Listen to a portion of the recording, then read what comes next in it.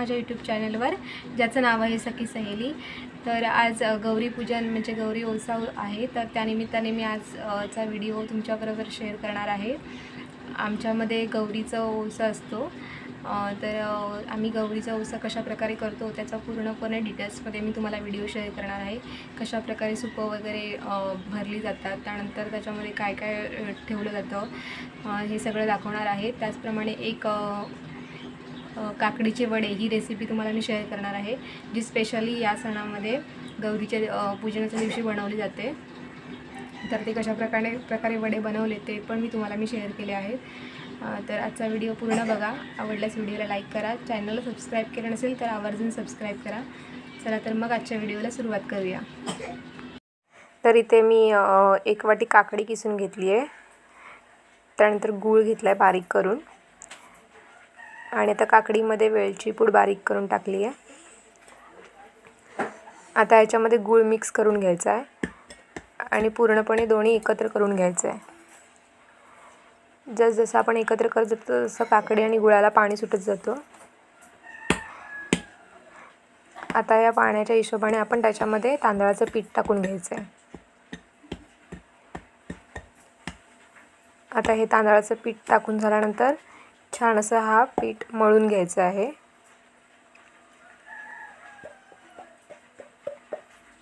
हे काकडीचे वडे खूप छान होतात। आता मी अंदाजाने इकडे तांदळाचं पीठ घेतलं आहे।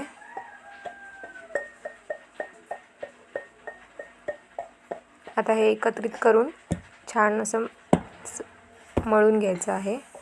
जर एक्स्ट्रा आपलं पाणी हवं असेल तर आपण त्याच्यामध्ये घालून घ्यायचं आहे आणि अशा प्रकारे गोळा तयार करून घ्यायचा आहे। आता याचे आपण वडे तयार करून घेणार आहोत।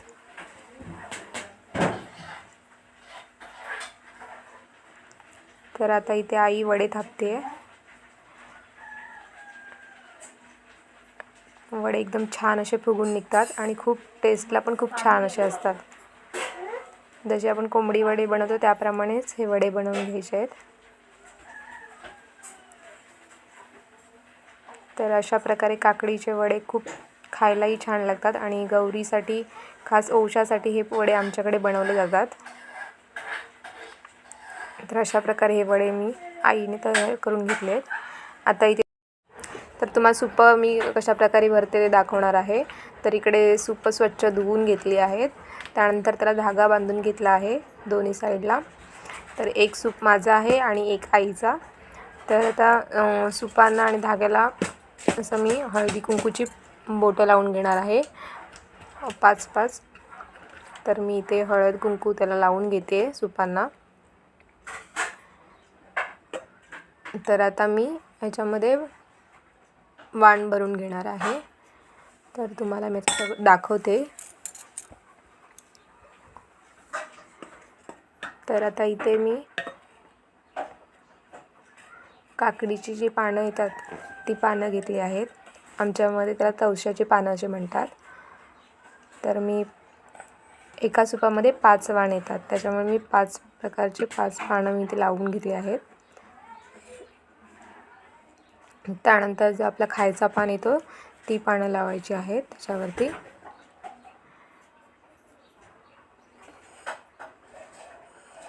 तर असे 5 पानं लावून घेतली आहेत। त्यानंतर त्याच्यावर आपली जी सुपारी असते ती ठेवायची आहे।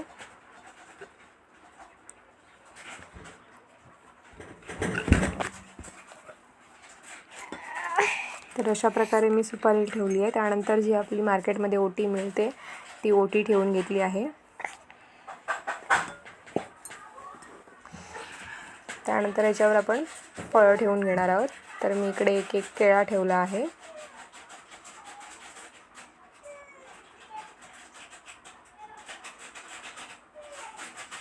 प्रत्येक पानावरती एक केळं ठेवून घ्यायचं आहे।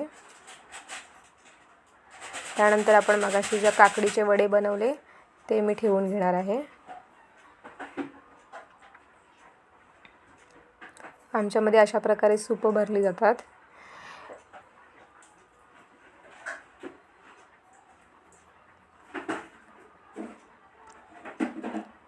त्यानंतर मी काकडीचे आणि सफरचंदचे, पेरूचे असे 5 काप करून घेणार आहे. तर इकडे मी काकडीचे काप करून घेतले आहेत. तर मी प्रत्येक पानावर एक काप ठेवून घेणार आहे. आपण एक फ्रूट पण ठेवू शकतो. जेव्हा नवीन ओसा असतो तेव्हा प्रत्येक फळ हे पूर्णच ठेवला जातो. एक फळ ठेवला जातो एका पानावर, म्हणजे एका पानावर 5 फळं असतात. पण नंतर जेव्हा दरवर्षी आपण त्याचे काप करून पण ठेवू शकतो. तर मी इकडे पेरूचं काप ठेवून घेतले आहेत, काकडीचे काप, त्यानंतर एक केळा ठेवून घेतला आहे, त्यानंतर ॲपलचा काप करून घेतले, सफरचंद कापून घेतला आहे. तर अशी 5 फळं मी कापून अशी ठेवली आहेत.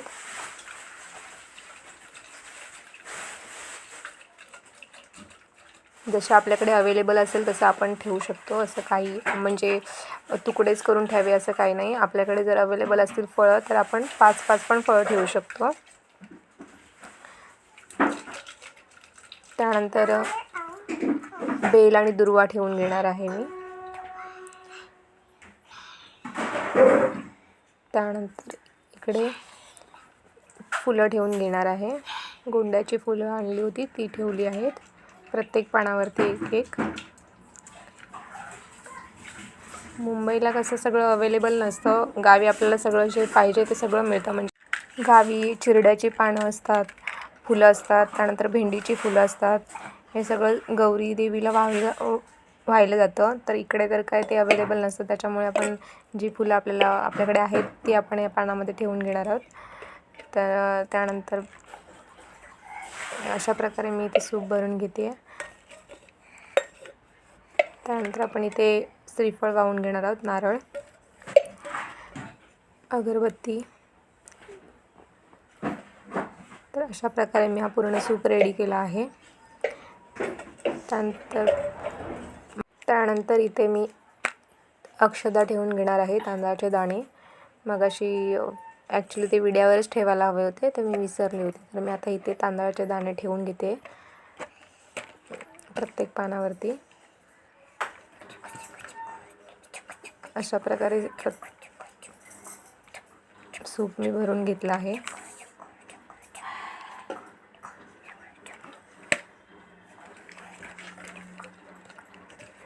तर आता हा सूप रेडी झाला आहे ओसासाठी. तर आता आम्ही ओसा करण्यासाठी गेलो होतो बाजूला. इथे गौराई आली आहे.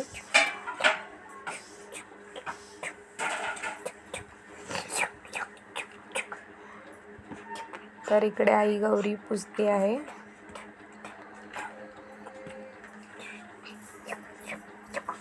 खूप छान अशा गौराई उभ्या आहेत गणपती बाप्पाच्या बाजूला.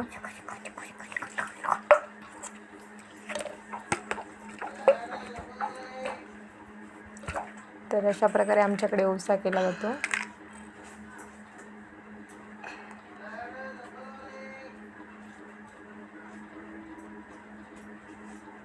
तर आई इथे गौरी ओसते आहे.